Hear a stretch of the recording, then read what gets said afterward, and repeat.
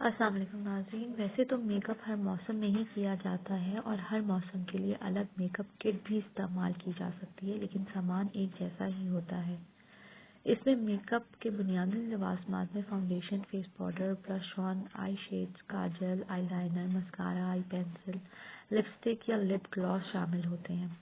آج میں آپ کو میک اپ میں فاؤنڈیشن کے اسٹیپ بتانے جا رہی ہوں. فاؤنڈیشن کا استعمال نہایت سوچ اور احتیاط سے کریں. میک اپ کا بنیادی جز فاؤنڈیشن لگانا ہی ہے.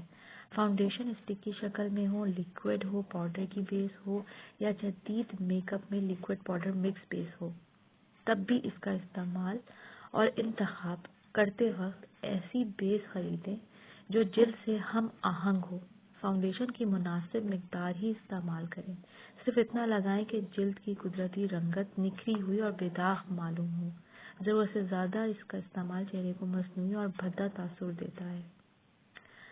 فاؤنڈیشن کے درست شیڈ کے ساتھ یہ بھی خیال رکھیں کہ چہرے کے ساتھ کانوں، گردن، گدی اور بازوؤں پر بھی فاؤنڈیشن کی ہلکی سی مقدار ضرور لگائیں اور چہرے کے کسی بھی خد و خال کو نمایاں کرنے کی بجائے کوشش کریں کہ میک اپ میں توازن قائم رہے.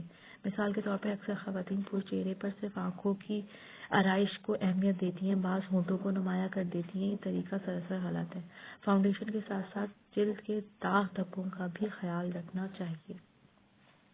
فاؤنڈیشن لگاتے وقت سب سے پہلے پورے چہرے اور گردن پر تھوڑا تھوڑا فاؤنڈیشن کہیں کہیں لگائیں، خاص طور سے آنکھوں کے نیچے.